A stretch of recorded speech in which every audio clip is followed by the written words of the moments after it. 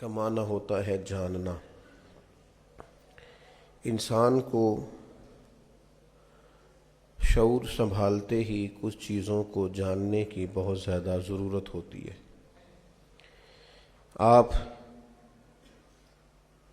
بولنے کے لیے بھی کسی سے سیکھنے کی طرف متوجہ ہوتے ہیں، چلنے کے لیے بھی کوئی انگلی تھامتا ہے تو پھر انسان کو پیر جمانے کا سلیقہ سمجھ میں آتا ہے۔ انسان اپنی تہذیب سے، ارد گرد کے ماحول سے، اپنے بڑوں سے، اپنے بزرگوں سے بہت کچھ سیکھتا ہے۔ احوال زمانہ بھی اسے سکھاتے ہیں، لیکن اس کی اصل ذمہ داری یہ ہوتی ہے کہ وہ شعوری طور پر اپنے آپ کو طالب علم بنائے۔ اس کا معنی سمجھیں، طالب علم۔ آپ کیا ہیں؟ میں طالب علم ہوں، یعنی میں علم کو طلب کرنے والا ہوں، میرے اندر حصول علم کی طلب ہے، میں چاہتا ہوں کہ مجھے علم میسر آ جائے، مجھے کچھ مل جائے۔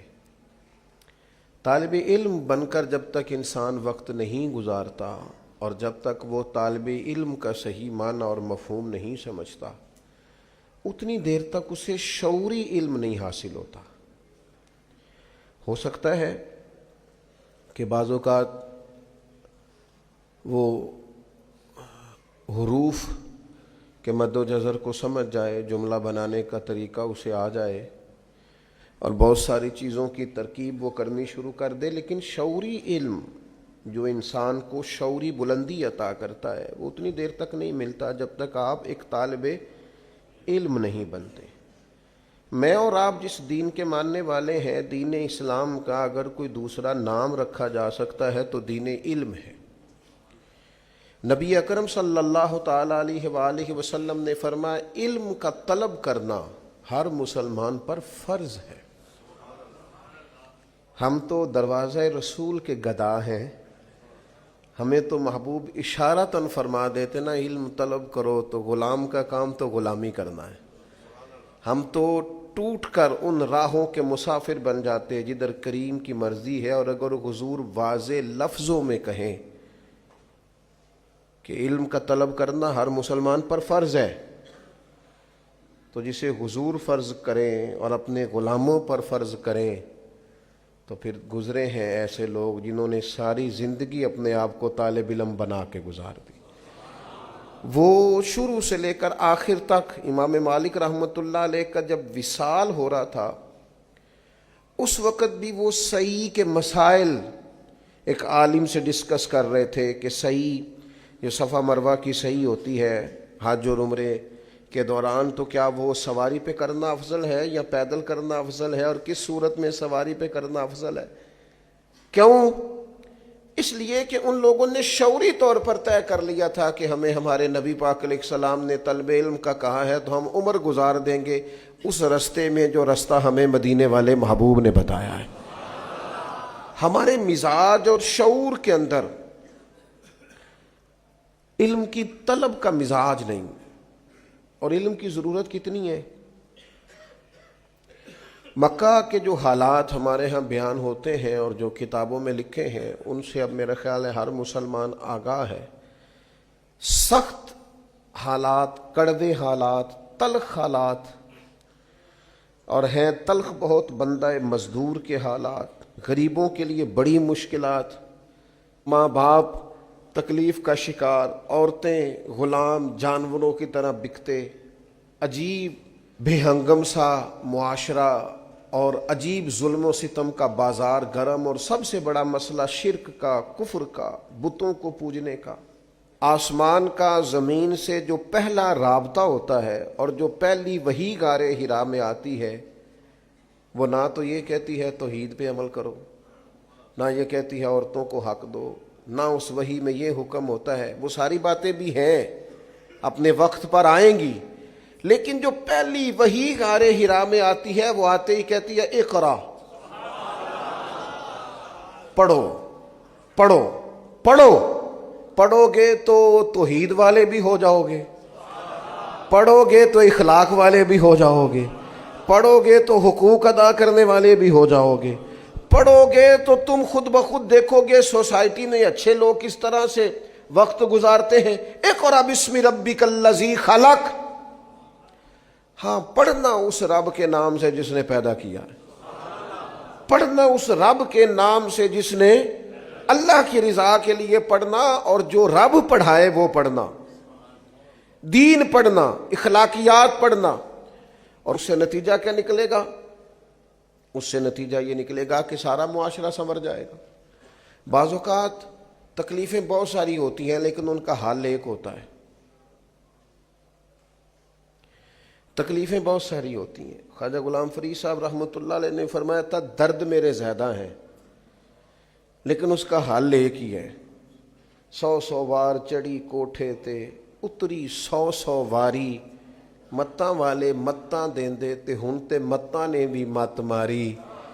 جنہ میں علاج کراواں اونی ودی جائے بیماری. تو حل کیا ہے؟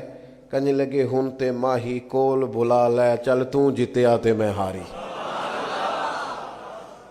پھر فرمانے لگے کہ حکیماں طبیباں دے وس دی یہ گل نہیں، تو میری مرض دا ہور کوئی بھی حل نہیں. وکھا جا تو صورت تو پیاری، آ میرے ڈھولا میں کراں بیٹھی زاری. مسائل زیادہ ہوتے ہیں، حل ان کا حل یہ ہوتا ہے کہ تو کبھی آ جائے نا تو جس راہ چل دیے ہیں کوچے بسا. اندھیرے زیادہ ہوتے ہیں بعض اوقات. ایک تو یہ کہ آپ کمرے میں داخل ہوئے تو اس میں آپ کا پیر ٹکرایا کسی چیز سے، کیونکہ کمرے میں اندھیرا تھا، پیر زخمی ہو گیا. پھر تھوڑا آگے بڑھے تو آپ کو محسوس ہوا بچھو بھی پھر رہا ہے. پھر اب ذرا اور آگے بڑھے تو آپ کو محسوس ہوا کہ کہیں تھوڑی نمی بھی ہے کمرے میں، کسی وجہ سے کوئی بارش اپنا اثر چھوڑ گئی ہے. اب چونکہ کمرے میں اندھیرا تھا تو یہ ساری تکلیفیں تھیں. ان ساری تکلیفوں کا حل کیا ہے؟ ایک، روشنی کرو کمرے میں. اس میں آپ روشنی کرو گے تو آپ کو محسوس ہو جائے گا پیر سے ٹکرا کیا چیز رہی ہے. اور آپ روشنی کر کے دیکھیں بچھو شچھو چوہے شوہے تو ویسے ہی بھاگ جاتے ہیں سارے. ان کو تو چاہیے بھی صرف اندھیرا ہی ہوتا ہے. چور شور سارے دنیا میں جتنے اندھیرے ہیں، جتنی طاغوت ہے، جتنا ظلم ہے، جتنا جبر ہے، جس قدر تکلیف ہے، ان سب کا علاج روشنی ہے. روشنی کون سی؟ علم کی روشنی. اقرأ باسم ربک الذی خلق. تم علم کا دیا جلا دو، اندھیرے خود بخود دور ہو جائیں گے. تم محسوس کرو گے ہر چیز ٹھیک ہو گئی. لیکن میں کہہ چکا ہوں کہ آپ شعوری علم حاصل کریں، علم اپنی تربیت کے لیے حاصل کریں. ایک بڑی تکلیف کی بات نہیں کہ بندہ ڈگریاں حاصل کرے اور امتحانات گاہ میں جائے اور کئی سال تعلیم حاصل کرے، کتنے سارے اساتذہ کے سامنے بیٹھے، کتنی ساری کتابیں پڑھے، اور آخر میں اس سے پوچھا جائے تو نے کرنا کیا ہے، تو کہتا میں نے نوکری کرنی. اتنی ساری ڈگریاں نوکر بننے کے لیے لی تھی. میں اس لفظ نوکری پر اعتراض نہیں کر رہا، آپ کو سمجھا رہا ہوں. نوکری جو آپ اپنے وطن میں ملک میں رہ کے کرتے ہیں وہ تو اعزاز کی بات ہے، خدمت کا ایک ذریعہ ہے. لیکن آپ کی سوچ تعلیم کے بعد جو ہونی چاہیے وہ کیا ہونی ہے کہ میں اتنا کچھ کرنے کے بعد نوکر بننا چاہ رہا ہوں. آپ تھوڑا سمجھے تو صحیح نا. آپ نوکری ویسے کریں، خدمت خلق کریں، آپ ڈیوٹی سمجھ کر نوکری کریں، لیکن اس علم کی بنیاد پر نوکری نہیں کرنی. علم تو اس لیے حاصل کرنا ہے کہ مخلوق خدا کی خدمت کرنی ہے، دین کے لیے ڈیوٹی دینی ہے اور اللہ کی رضا تلاش کرنی ہے. شعوری علم حاصل کریں. شعوری، ہمارے ہاں شعوری علم کا میں نے جو نوکری کرنی ہے، او بھائی نوکری تو کار اچھی بات ہے، لیکن تو ذہن کیا بنا رہا ہے؟ پڑھ لکھ کے تو بندہ نوکر نہیں نہ ہوتا، پڑھ لکھ کے تو وہ بادشاہ ہوتا ہے. تعلیم تو بادشاہ. اور میں نے ایسے پڑھے لکھے لوگ دیکھے ان کا آفیسر کم پڑھا لکھا ہے، وہ بظاہر نوکری کر رہے ہیں، لیکن وہ افسر صاحب بلا کے کہتے ہیں پتر ذرا دسیں کی ہے. تو وہ عطا بن ابی ربی بات یاد آ گئی. عطا بن ابی ربی نابینا تھے اور ایک ہاتھ بھی ان کا کام نہیں کرتا تھا تو ایک پیر بھی کام نہیں کرتا تھا. آنکھیں بھی کوئی نہیں، ہاتھ بھی کوئی نہیں، لیکن محدث بہت بڑے تھے. تو بادشاہ وقت جب ملنے کے لیے گیا نا تو چونکہ ان کو نظر نہیں آتا تھا تو آگے لوگ بیٹھے ہوئے تھے تو بادشاہ پیچھے بیٹھ گیا. تو بادشاہ پیچھے سے سوال پوچھتا, حضرت عطا بن ابی ربیع سے محدث ہیں, پیچھے سے سوال پوچھتا, حضرت یہ بتائیے گا. تو فرمانے لگے تو چپ کر, پہلے جو سامنے بیٹھے ہیں ان سے تو بات کر لوں. تو پیچھے سے لقمے دیے جا رہا, حضرت چپ کر, ان کی تو سن لوں. وہ بادشاہ ہے, اگرچہ یہ رعایا ہے, میں جو سمجھانا چاہ رہا ہوں اس کو آپ سمجھیں. اس کے 3 بیٹے بھی ساتھ تھے. اس نے پھر کہا حضور ایک مسئلہ پوچھنا تھا. فرمایا تمہیں کہا نا باری کا انتظار کر. وہ سب لوگ فارغ ہوئے تو حضرت نے اشارہ کیا کہ یہ جو بندہ پیچھے بول رہا تھا نا, اسے آگے بلاؤ. اور جب وہ آگے بلایا, حضرت نے سوال پوچھا تو اس نے کیفیت دیکھی, رنگ بھی ذرا ظاہری طور پہ کالا تھا, آنکھوں میں روشنی ویسے کوئی نہیں, ہاتھ اور پیر ایک ویسے کام نہیں کرتا. بادشاہ سامنے آ کے پوچھا, مسئلہ سنا, واپس گیا.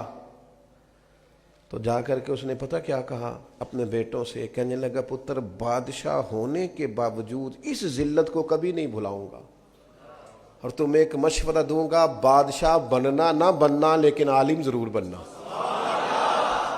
اس لیے کہ بادشاہ ہو کر, آفیسر ہو کر, بڑا ہو کر بھی اگر کسی کے سے آ کے مسئلہ پوچھنا ہے کہ یہ ذرا بتانا, لوگ نکما بچہ لا کے دیتے ہیں, کہتے ہیں جی یہ نہ کام کردا جے تے نہ کدھرے پڑھدا جے, تے اسی تے گاہک بھی نکمے نہیں آنا. ہاں جو کام کے ہو جاتے ہیں وہ تو ویسے بھی تھوڑا ادھر ادھر نکل جاتے ہیں. میں صحیح کہہ رہا ہوں. وہ تو بعد میں کہتے ہیں اسی اپنا مدرسہ بنانا ہے, کام کے جو ہو گئے ان کی تو پھر دنیا اور ہوتی ہے. تو کہا کہ جو نکما ہے کسی کام کا نہیں, وہ جناب آپ مدرسے میں رکھ لیں. تو میں کہتا ہوں دیکھو آپ نے نکما سمجھ کے دیا تھا نا, لیکن دیا رسول اللہ کے دین کو تھا نا. آپ نے نکما سمجھ کے دیا تھا, مدینے والے محبوب نے اپنا مصلی اور ممبر عطا فرما دیا. سب ہاتھ باندھے کھڑے. تو یاد رکھیں کہ علم کو شعوری بنائیں, شعوری, طالب علم بنے, طالب یعنی آپ کا ذوق ہو سیکھنے کا ذوق ہو.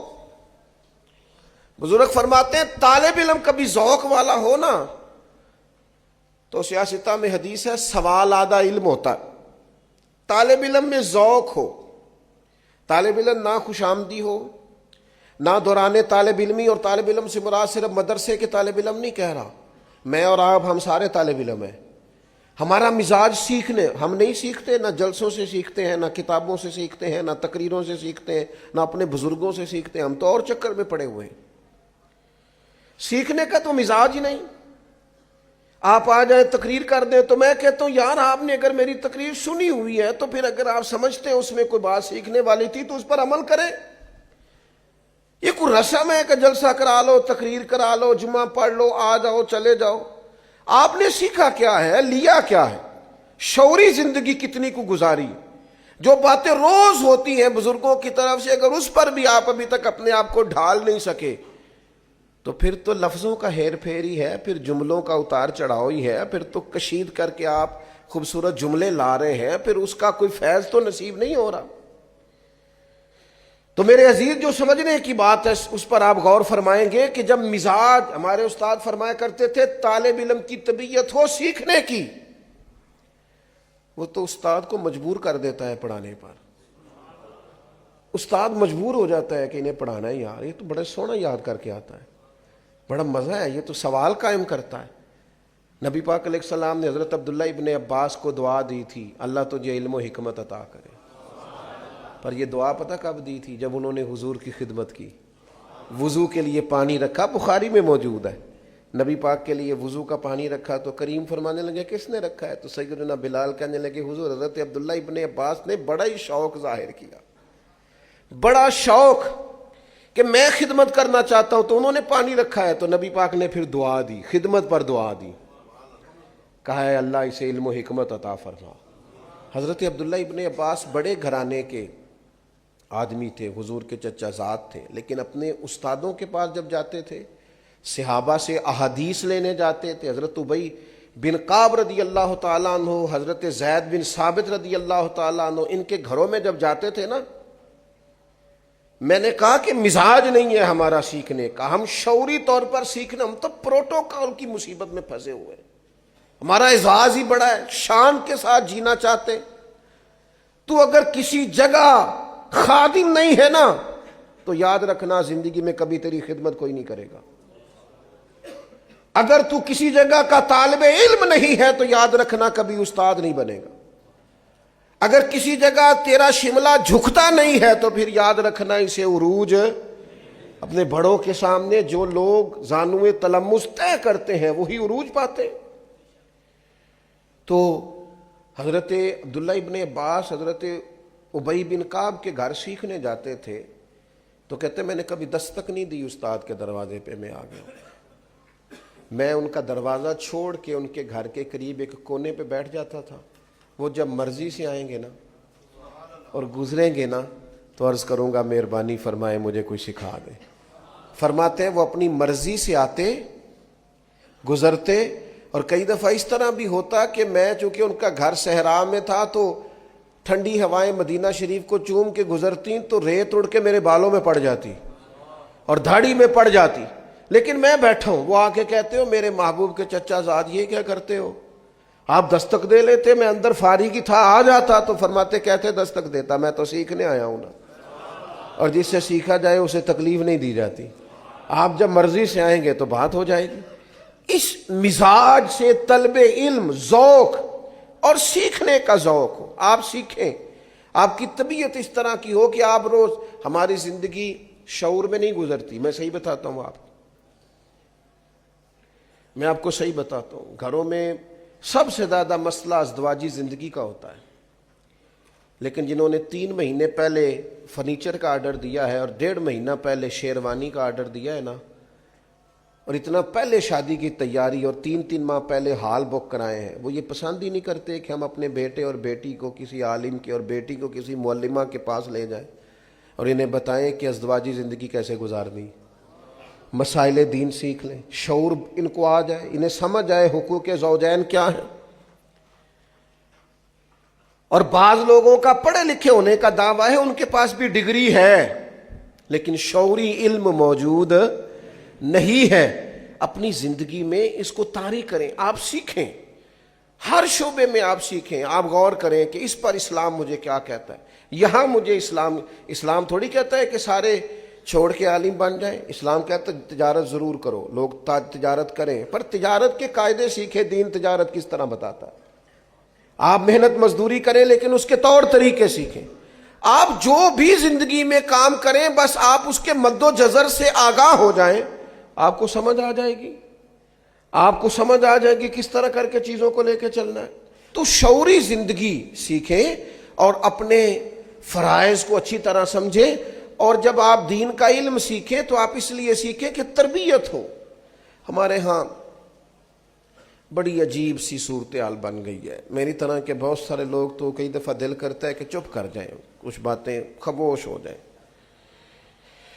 اس لیے کہ ان پہلوؤں کو بھی چھیڑ دیا گیا ہے جن کو چھیڑنے کی کوئی ضرورت نہیں تھی. کچھ زیادہ سیانے لوگ آئے ہیں جنہوں نے کچھ اس طرح کی باتیں بھی چھیڑ دی ہیں جن کا ان سے کوئی تعلق. مجھے بتائیے آپ دیانتداری سے, قبر میں آپ سے یہ سوال ہوگا کہ حضرت موسیٰ علیہ السلام کی والدہ کا نام کیا تھا؟ ایک شخص نے ایک عجیب سوال ایک دفعہ پوچھ لیا. کہنے لگا جس کنگھی سے نبی پاک علیہ السلام کنگھا فرمایا کرتے تھے کوئی بتا سکتا ہے کہ اس کے دندانے کتنے تھے؟ اور میں نے کہا اتنی مشقت میں تو دین ڈالتا ہی نہیں بندے کو. آپ پہیلیوں پہ چلے گئے ہیں. آپ شعوری تعلیم حاصل کریں جس سے اخلاق سنورے, کردار سنورے. یہ آپ کن چیزوں میں اپنے آپ کو لے کر کے جا رہے ہیں؟ آپ اس چیز کو اس حد تک رکھیں. وہ بیٹھتا تھا نا ایک شخص امام مالک کے پاس, تو سارے لوگ سوالات پوچھتے تھے. تو امام صاحب رحمۃ اللہ علیہ نے ایک دن اس سے کہا کہ یار تو کوئی سوال نہیں پوچھتا. تو اس نے کہا چلو میں بھی پوچھ لیتا ہوں. کہنے لگا بتائیں روزہ کب کھولنا ہے؟ تو آپ نے فرمایا جب سورج غروب ہو جائے. تو کہنے لگا اگر ساری رات سورج ہی غروب نہ ہوا تو امام صاحب فرمانے لگے تیرا چوپ رہنا ہی بہتر ہے. وہ کون سی رات ہے جو رات بھی ہو جائے اور ساری رات گزر بھی جائے اور اس میں سورج بھی غروب نہ ہو؟ تو چپ ہی رہا کر.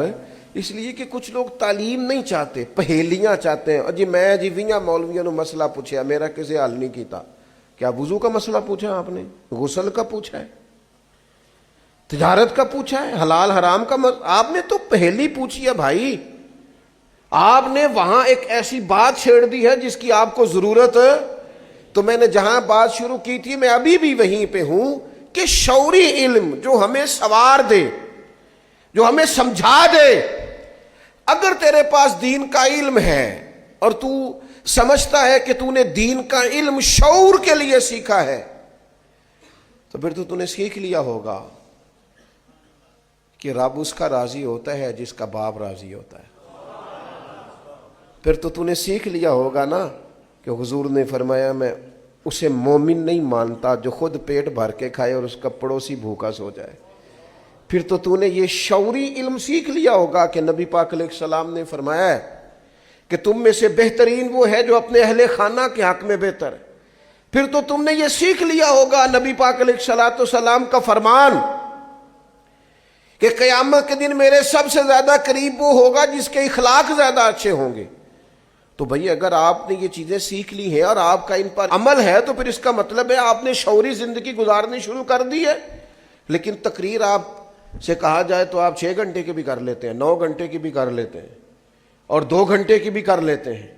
لیکن اگر آپ کو عمل کی بات پوچھی جائے تو اس میں آپ صفر نکلتے ہیں. تو اس کا مطلب ہے الفاظ تو سیکھے ہیں پر شعوری علم حاصل ہے. نبی پاک علیہ السلام نے فرمایا نکلو، علم کے لیے نکلو. میں ایک اور بات آپ سے عرض کروں، میری زندگی میں چھوٹی سی خواہش تھی کہ کچھ کرنا ہے. اگر اللہ نے کچھ شعور دیا ہے، کچھ ہمت دی ہے تو کچھ کرنا ہے. تو ظاہر ہے ہمارے ملک کے اندر غربت کا ایک بہت بڑا اثر ہے، اس کے بڑے اثرات ہیں اور اس کی وجہ سے لوگ آزمائش میں. تو میں نے شروع میں ارادہ کیا کہ کوئی ایسا ادارہ قائم کیا جائے جس میں نا غرباء کو سہولت ہو. تو خیال آیا کہ کوئی ویلفیئر سوسائٹی قائم کرتے ہیں. یہ میں جنہوں نے قائم کی ہے وہ بڑے مخلص لوگ ہیں، جو یہ لوگ کام کر رہے ہیں اچھا کر رہے ہیں. لیکن میں آپ کو اپنے چھوٹے سے تجربے سے آگاہ کرنے لگا ہوں، چونکہ آپ میرے محبت والے لوگ بیٹھے ہیں. تو میرے ذہن میں اچانک یہ خیال آیا جب میں نے اس کو اچھی طرح پرکھا کہ کبھی ہمارے ملک میں نا یہ ویلفیئر کا کام کرنے والا 1-2 ادارہ تھا. اب وہ ادارے سینکڑوں ہیں، لیکن جس طرح دینے والے بڑھ رہے ہیں اسی طرح لینے والے بھی بڑھ رہے ہیں. آپ جس سڑک پہ لنگر خانہ کھول لیں وہیں لنگر خانہ چل جاتا ہے. مجھے یوں محسوس ہوا کہ ہم نے نا لوگوں کو اس چکر پہ لگا دیا ہے کہ مانگو، اور وہ مانگنے والوں کی تعداد بڑھ گئی ہے. لہذا میں نے سمجھا جو کر رہے ہیں وہی ٹھیک ہے، ہمیں اس میں اضافے کی ضرورت ہے. اپنے طور کریں گے جو ہم سے ہو سکے گا، کر رہے ہیں لیکن باقاعدہ مروج کر کے. پھر میرا خیال تھا کہ کوئی یتیم خانہ اس طرح کا کوئی ادارہ اگر ہو جائے. تو وہ میں نے وہاں بھی کچھ شعوری وزٹ کیے تو میری سمجھ میں یہ آیا کہ ان بچوں کا ذہن بنا ہوتا ہے کہ ہم یتیم خانے میں رہتے ہیں اور ہمیں امداد کے پیسے ہی آئیں گے، کوئی کپڑے دے کے جائے گا تو پہنیں گے. ایک شعوری طور پر وہ طے کر چکے ہوتے ہیں. اس کے بعد بھی چند ایک لوگ نکلے جنہوں نے بڑے کارنامے سر انجام دیے، لیکن وہ لوگ اس کے بعد بھی پختہ نہیں ہو پاتے. خیال ایک بن جاتا ہے. اور پھر جو لوگ وزٹ کراتے ہیں نا یا یتیم خانوں کا، وہ بھی ہر روز تو 4 بندے لے کے آتے ہیں اور ان بچوں نے انٹرویو بھی دینا ہوتا ہے کہ ہمیں کھانا بڑا اچھا ملتا ہے، پیار بڑا کیا جاتا ہے. تو بیچارے ویسے بھی بعض بچوں کو دیکھ کے تو تکلیف ہوتی ہے کہ یہ تو مشین بن گئے بیچارے، روبوٹ کی طرح بول رہے ہیں. اب کرنا کیا ہے ملک میں؟ اگر کوئی توفیق ہے تو کوئی خیر کا کام تو کرنا ہے نا. حل کیا ہے؟ 2 ہی حل ہیں جو شروع سے ہمارے بزرگوں کا طریقہ ہے. ایک یہ کہ تعلیم بالغاں کا بندوبست کیا جائے. تعلیم بالغاں کو طریقت اور شریعت کی زبان میں خانقاہ کہتے ہیں، جہاں بڑے لوگوں کے لیے تعلیم و تربیت کا بندوبست ہو، جو مستقل نہیں رہ سکتے، کبھی مہینے میں 1 دفعہ آئیں گے، کبھی ہفتے میں 1 دفعہ آئیں گے، کبھی. اس کو ہمارے بزرگ کہتے تھے خانقاہ ہے. ہم نے کیا کیا ہے؟ ہم نے مزارات پرموٹ کیے ہیں اور پھر ان پر بھی اللہ تعالیٰ معاف کرے الا ماشاءاللہ سب جگہ نہیں، لیکن جو کچھ ہوتا ہے وہ بھی کسی سے مخفی نہیں ہے. خانقاہ کیا تھی کہ آپ لوگوں کی تربیت کریں. یہ تعلیم بالغاں کے لیے.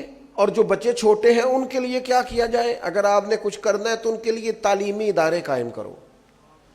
آپ مدرسہ بناؤ، اسکول بناؤ، کالج بناؤ، یونیورسٹی بناؤ. ہمارے ملک کی جو میں سمجھا ہوں سب سے بڑی ضرورت تعلیم ہے. آپ ان کو تعلیم دیں تاکہ اس بچے کا یہ مزاج، آپ مدرسے میں جتنے مرضی غریب گھر کے بچے کو داخل کر لیں، وہ کبھی نہیں سمجھے گا میں کسی ایسے ادارے میں آیا ہوا ہوں جہاں مجھے خیرات کا پیسہ ملتا ہے. وہ سمجھتا ہے میں تعلیم حاصل کرنے آیا ہوں. شعوری زندگی گزارو. اگر آپ کو دین پڑھنے کے باوجود بھی یہ سمجھ نہیں آئی کہ حلال کیا ہے حرام کیا ہے، اگر مکمل دین کے علوم کے بعد بھی حلال حرام کی تمیز تک ہی آپ نہیں پہنچے، تو پھر کتابیں بند کر دیں. پھر آپ یہ دعویٰ چھوڑ دیں کہ آپ کا مزاج علمی ہے. اس لیے کہ حلال حرام کی تمیز تو رب کریم نے انسان کی فطرت میں پیدا کر دی، فطرت میں پیدا کر دی. جو بچہ بالکل چھوٹا ہوتا ہے نا، ماں کے سینے سے دودھ لیتا ہے، اسے بھی کسی اور ماں کے قریب کیا جائے نا، اگرچہ اس کی ماں کی عمر کی ہو، تو اس عمر میں بھی کہتا ہے میں نے یہاں سے دودھ نہیں پینا، اس لیے کہ یہ میری ماں. بہت مجبور کر کے قائل کر کے کسی کو عادی کیا جائے تو عادی کیا جائے، ورنہ بچے پینے کو تیار. تو شعوری علم دین کا حاصل کریں جو آپ کو سمجھائے. قرآن مجید نے کہا انما یخشی اللہ من عبادہ العلماء، فرمایا اللہ کے بندوں میں سے جو عالم ہیں وہ اللہ سے ڈرتے ہیں. علم کیا کرتا ہے؟ خشیت پیدا کرتا ہے. اسی لیے حضرت سیدنا عبداللہ ابن مسعود رضی اللہ تعالیٰ عنہ ارشاد فرمایا کرتے تھے کہ علم کوئی زیادہ باتیں کرنے کا نام تو نہیں، علم کثرت روایات کا نام تو نہیں، علم تو خوف خدا کا نام ہے. تیرے اندر کتنا کو ہے پتہ چل جائے گا تو کتنا عالم ہے. اور پھر حضرت عبداللہ ابن عباس رضی اللہ تعالیٰ عنہ اسی مقام پر خوب ارشاد فرماتے ہیں عالم تو وہ ہے جو اللہ کے حلال کو حلال جانے اور حرام کو حرام جانے. اور فرماتے ہیں عالم تو وہ ہے کہ جسے شعور حاصل ہو جائے کہ اللہ وحدہ لا شریک ہے، اس کے علاوہ کسی کی عبادت کرنا جائز نہیں ہے. اور فرماتے ہیں عالم تو وہ ہے کہ جو اس بات کا یقین کر لے کہ قیامت قائم ہوگی، حساب دینا پڑے گا، محاسبہ ہوگا، وہ عالم. اور نبی پاک علیہ السلام نے فرمایا علم کے رستے پہ نکل جانا، تعلیم علم کے لیے جد و جہد کرنا. حضور فرمانے لگے تم دین کے علم کے لیے نکل جانا، جب تک تم لوٹ کے نہیں آؤ گے تم اللہ کے رستے میں ہو. آپ کسی جگہ بھی جائیں، آپ جمعے کے لیے جائیں، آپ محفل کے لیے جائیں، لیکن مزاج پیدا کریں کہ میں طلب علم کے. کوئی تشریح میں جانے کی ضرورت نہیں، طالب علم کو سپورٹ کرنا شروع کریں. میں بڑے ذوق سے نعت سنتا ہوں، لیکن آپ نے اور میں نے مل کے نا، میں صرف آپ کے کھاتے میں نہیں ڈالتا، ہم نے قوالوں کو اور نعت خانوں کو اتنا پروموٹ کیا ہے کہ میں سوچ سمجھ کے کہہ رہا ہوں. اب آپ کے مشہور نعت خانوں میں سے کوئی بھی لاکھ پتی نہیں، یا کروڑ پتی ہیں یا ارب پتی ہیں. میں شعوری بات کر رہا ہوں مسجد میں بیٹھ کے. آپ کے قوال لاکھ پتی نہیں جتنے بھی معروف اور مشہور ہیں، وہ کروڑ پتی ہیں یا کھرب پتی. آپ نے فن کا مظاہرہ کرنے والوں کو سپورٹ کیا، علم کی ترویج کرنے والوں کو سپورٹ نہیں کیا. مزاج نہیں ہمارا. میں آپ کو بتاتا ہوں، محفل کرانی ہو نا آپ نے کہیں، تو آپ ابھی اعلان کریں تو 2 بندے کھڑے ہو، اتنی دے گے میری طرف سے، اتنی فلانی چیز میری طرف سے. اور اگر علم کو پروموٹ کرنا ہو، ملے ہیں کچھ لوگ لیکن زیادہ نہیں.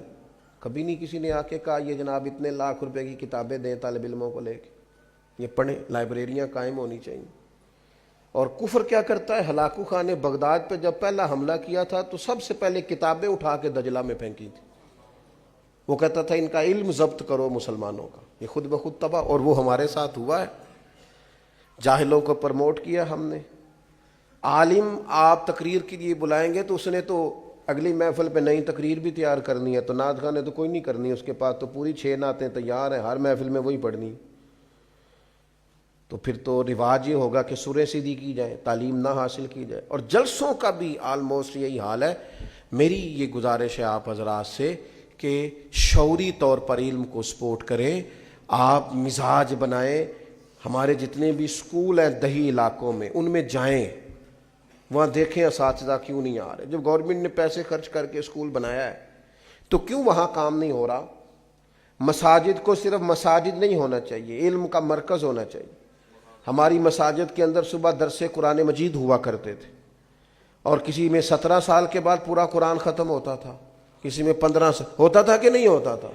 لیکن اب ہمارا مزاج ہی نہیں. ہم عالم شروع بھی کرتا ہے تو اٹھ کے چلے جاتے ہیں. طبیعت نہیں رہی علم کی. اس کا نتیجہ کیا نکلا ہے کہ وہ ٹھیک ہے، قوم کو وہ شعوری طاقتیں میسر نہیں ہیں.